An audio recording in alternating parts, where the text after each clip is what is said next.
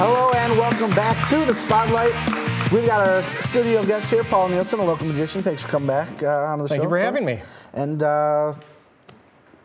you are also owner of the Wonderground Magic Shop. That's right at the corner of 14 and Main, right down the street here. That's right, just a couple miles west of Warren, right? Yeah. And what do you guys got to offer down there? Just how's business going? We've got all kinds of magical equipment. We've got things for beginners to professionals. We've got juggling equipment, novelties, pranks.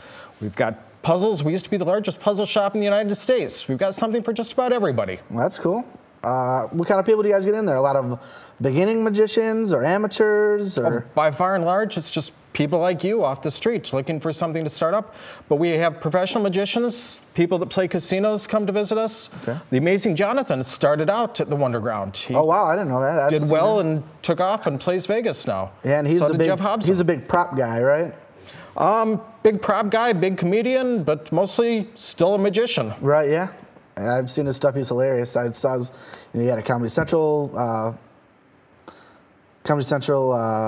do you call it? Special. Episode, yeah, special. Yeah.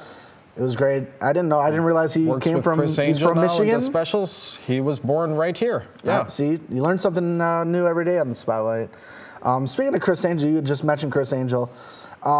He's done a lot for magic, bringing people in, with his TV magic. Is that more your style? Like, do you like doing the stuff on TV, or are you more of kind of an up and close, live magic kind of a person? I like the live magic. There's something special about live magic that it's not done without any camera tricks. We were going to zoom in here and have me appear out of nowhere just by turning the camera off and turning it back on, which was an effect that was actually invented by a magician. But it's been overused now, and people have pretty much figured that out by now. So when you do a camera trick as a magician, you can't get away with it. I like performing up close and personal and on the streets where really there's nothing between you and the audience but your magic. Right, and I guess you had a couple tricks ready for us today? Absolutely. Would you like to see something cool? Absolutely, let's do it. Have you ever seen one of these? Hand? Yeah, I got two of them. It's an invisible deck of cards. Oh, Go ahead and take it if you would, please. Okay. And kind of give it a little shuffle here. This is one of the tricks we sell in our store. It's got a tremendous markup, surprisingly. We've gone through thousands of these. Thousands of these, yeah. On sale right now, I bet. $15.99. There you go. I'll buy two. It'll work a little bit easier, though, if you take it out of the case. Oh, right. Oh, you're shuffling. There you go. All right. So you didn't need that, did you? We'll never find it now, so good luck. Go ahead and shuffle them up. I will shuffle them up here. I've been working on my bridge just for today. There you go. You're very good at that. Thanks. Must have been professional. All right, if you could pick out a card, look at it. You can show it to our studio audience. Just don't show it to me, which actually is easier than it seems. Okay. You got a card? Yeah. It's not the Ace of Spades, is it? That'd be really cool if it were. I'd be like a psychic or something. That'd be just an amazing trick. All right. All right, now I gotta get a new one. All right, show it to the camera. Let it get a good shot of it. Okay. All right, everybody at home can see the card? I think they saw it. If you could turn it over then and slide it back in the deck so we can find it later. Put them in my pocket, I think. Yeah, okay. Okay. All right, and then put it back in the case. That's long gone. All right. Here's this one. All right, that'd be fine. That's great. There you go. All right. If you could reverse the tape and see where I got this at home. Okay. This is my invisible deck of cards. It looks just like your invisible deck of cards. It even says invisible deck of cards. And you can't lie about things like that. Got actually a whole deck of cards here. I'll throw that over my shoulder. But I do have one card turned upside down in this deck. If you would go ahead and name the card that you turned upside down, it'd be an amazing coincidence if my card were turned over the same as your card. What was your card? The Eight of Hearts. The Eight of Hearts. So if I had the Jack of Diamonds turned over, that'd be pretty incredible, wouldn't it? Be crazy. Yeah, so if we go through and there really is one card that's upside down in the deck, you notice one card face down, all the rest are face up. It's 1 in 52 shot, but go ahead and look at that one card, if you would please. And could you show it to the camera? Is that close on that? Kind of close to the one? That's a little nuts. Am I too close to you right now? Did something happen here? What's going on?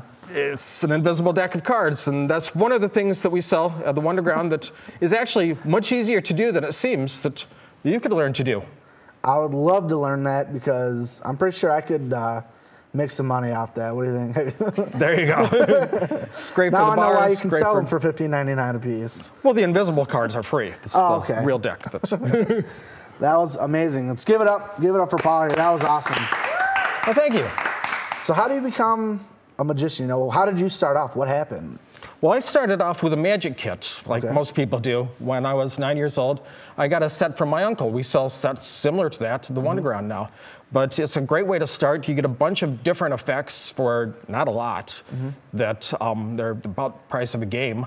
And you can go out and perform for your friends. You can perform for yourself. And as I grew up, my family used to drive cross country on vacations, and every place we'd go to the little rest stops, there was a Stuckey's that would have a rack of novelty items on it, and I'd buy a $1, $2 magic trick and practice that until we got to the next rest stop. Nice. That's awesome. You know, you kind of let us know a little bit about your background and how you got started. Was there really one magician where you said, you know, I want to be like this person? Who inspired you when you were first getting into this? Yeah, I grew up in Illinois, in a little town downstate called Peoria. You might have heard of it as we'll play in Peoria. And there was a guy there named Jim Clark, who I was in a toy store buying magic tricks as I was wont to, like the Stuckey's. And he said, you don't want to play around with that. You want the real stuff. And so he introduced me to a magic shop, much like the Wonderground, where I could buy the real equipment that professionals use, rather than the toys that I'd been fooling around with before then. Well, that's good that somebody actually came to you and said, you know, put that stuff down. This is the real stuff. If you're really interested in magic, this is the place, this is the stuff you need, and this is how you do it. It's really good to have a mentor like that. Exactly. Around, That's how in any business. the art passes on, is by kind of the apprentice system. Exactly. And that's what we try to encourage at the Wonderground, that you come in and we'll actually teach you how to perform the tricks. We won't just sell you something like a toy store will be. So you actually have workshops and you teach classes? Well, we have and workshops and teach classes, but with every trick that you buy, we'll show you how to do it. We've got a table set up at the front of the shop, and we'll sit down and give you a demonstration, run through, and we won't let you go until you're comfortable with the handling. Right, so now like a toy shop, you ain't gonna give a toy without batteries, you're gonna give a trick and you're gonna teach them how to do it, right? There you go. That's awesome. Well, tell us a little bit more about the Wonder Shop. You know, a lot of, you said you had, you know, props and juggling equipment and, you know, ventriloquist puppets and stuff like that. Has the movie industry or, you know, any bands or music look, you know, for props or pranks or anything like that? Actually, absolutely. We get famous celebrities coming through every time. We just had Modest Mouse come through, and they bought a giant 6-foot bunny suit from us. You might see it in their next video. Seems normal. Yeah, where else can you get a giant 6-foot bunny suit? Right, exactly. So we've got 7 of them left. If you need it, come on down. So do they call you at like 2 in the morning? Hey, we need a pink bunny suit. We need it now. Pretty much that's how it happened. You know, they just wander in. It's not like we aren't actually open at 2 in the morning, but they were at 11 in the morning, and they'd been playing all night the night before. And they heard about it. They saw the bunny head and came in and got that and picked up a few other magic effects. That's great. Now, how would somebody from Warren, you know, why would they come to your shop? What exactly do you have, or what does your store have to offer them? We offer entertainment. We offer a chance to see a free magic show, and then after you've seen the props, to actually buy it and be able to take it home and do it for your friends and family. You can perform for kids. You can perform for bar stunts. We've got things for professional performers as well as just fooling around. Well, that's awesome. Where can we see you perform? You got any gigs lined up? I do, as a matter of fact. I've got some free gigs coming up this weekend. Those are the best kind. There you go. We've got something called Cinema in the Street right there at the corner of 14 and Main. They're going to inflate a giant 3-story movie screen and show the movie Ghostbusters. But until it's dark enough to show Ghostbusters, while the street's still closed, we're going to be performing magic in the street. So come out and see us. There's going to be magic and puppet shows, bounce house, all kinds of entertainment, just right there in the middle of the street. The next day at the Clausen Park from 10 to 2, I'll be out performing and making balloon animals and doing magic as well. So you do balloon animals as well as magic? That pretty much covers it for entertainment arts, doesn't it? That's pretty much the without gamut. putting paint on your face, that's pretty much all you do. Well, we've got people that do that too, but I don't. Right, well, I appreciate you coming in. Thanks a lot. We had a really good time. I'm going to have to talk to you off the camera about how that invisible card trick worked out, but again, if you'd like to check him out, you can check out WondergroundMagicShop.com, and he's also got a Facebook page. You can see that in our favorites page on our Facebook page at Facebook.com/tvwarren.thespotlight. Paul, again, thanks a lot. Thanks for coming on the show. We got a great rest of the show for you coming up. Stick around.